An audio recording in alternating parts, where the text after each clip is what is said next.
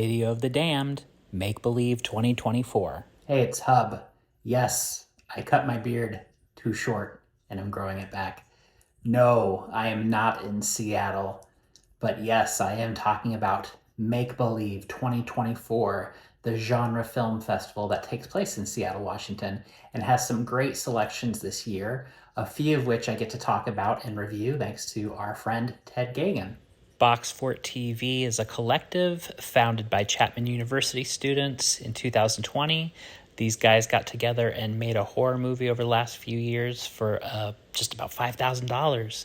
And they stretched that dollar far. They made it work really well because this is a great movie. Most Atrocious Thing. Like Evil Dead, it starts with a group of young folks going into a cabin in the woods to hang out.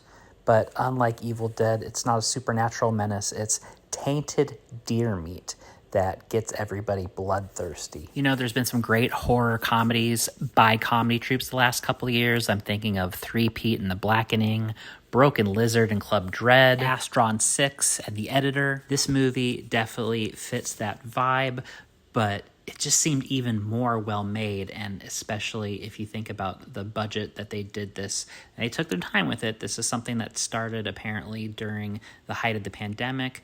They took a few years and really made it look good. The performances are great. The gore, the kills are fantastic. Really funny humor. It takes a lot to make me laugh, but this film did it.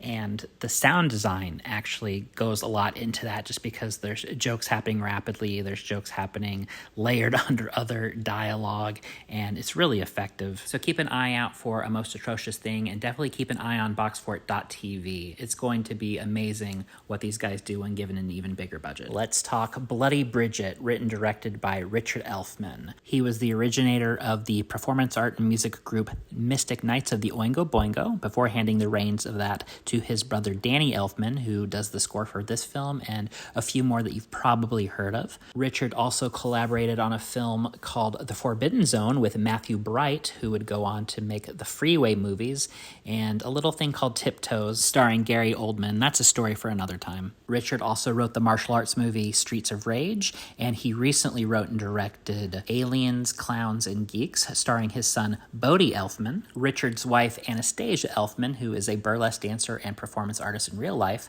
plays that here. She plays Bridget, who is described as a Van Nuys girl with a trailer park background and big aspirations. Bridget suffers abusive treatment and a series of traumatic events that leads up to her imprisonment and a near-death experience from which she emerges a Valentine vampire. That means she doesn't just drink blood, she eats hearts, and she uses that power to become a sword of justice. The end result is a midnight movie that John Waters would be proud of, but this is less Baltimore and more North Hollywood. If you're familiar with the California Institute of Abnormal Arts, then you'll get the vibe, literally, because the radioactive chicken heads are in this film. It definitely has that Full Moon Features vibe as well, not surprising because Richard Elfman and Matthew Bright and Bodie Elfman had teamed up on Shrunken Heads for Full Moon some time back. This is my first time seeing Anastasia Elfman, though, and man, does she nail this so well. This is a very rapid-paced movie. And Anastasia as Bridget is so boisterous, she keeps up with that breakneck pace. You got some 70s grindhouse and 80s exploitation in there as well, and it's definitely not a politically correct movie, but we're not talking street trash level of offensiveness. I could see some people dismissing some of these characters as stereotypical, but I think that there's a lot of groups here that are actually well represented and come off well, portrayed by actors who are actually members of said cohorts. It somehow isn't for everyone, and yet has something for everyone, including a musical third act. So if you are not too faint of heart, please enjoy Bloody Bridget. Finally, let's discuss Humanist Vampire Seeking Consenting Suicidal Person, which is one of my favorite movie titles since Codependent Lesbian Space Alien Seeks Same.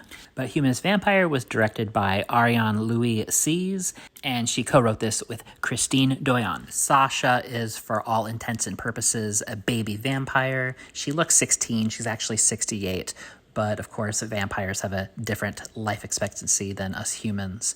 But she is not good at hunting and killing. In fact, her fangs haven't come out yet. And so when her world collides with a suicidal teenager named Paul, they may have stumbled upon a solution for both of their issues. I haven't talked about Lisa Frankenstein yet. That's a movie I'm going to review in the next episode, but I will say that I very much enjoyed that, and I very much enjoyed this, and they would make a good double feature. Now, Lisa Frankenstein is definitely emulating 80s movies and takes place in the 80s. This is a contemporary tale, although I don't really see any trappings of modern life. I mean, this could have taken place in the 70s or 80s or 90s or aughts.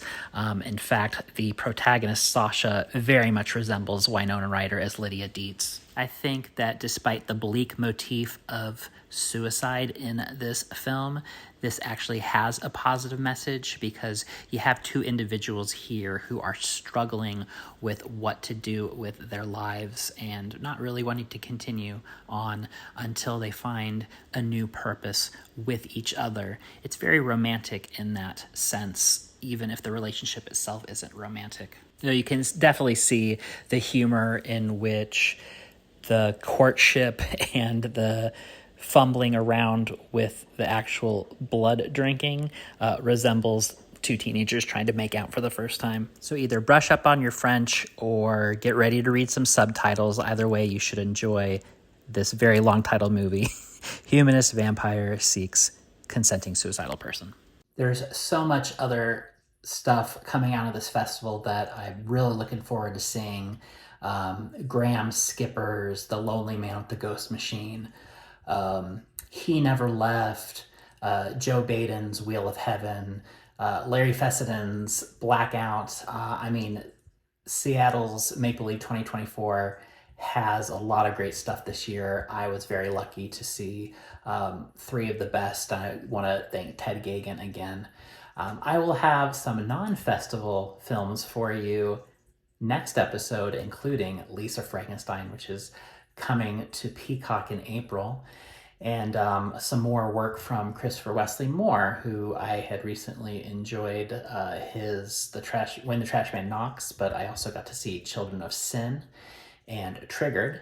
On my other show, the interview podcast, The Chamber, I have longtime Video of the Damned favorite Julianne Prescott on for a conversation about Amityville Karen, some of her other work from the past, and her next project coming out. So a lot to look forward to here on the Morbidly Beautiful Network. So until then, I remain Hub. And special thanks as always to Stephanie, the mother of Morbidly Beautiful.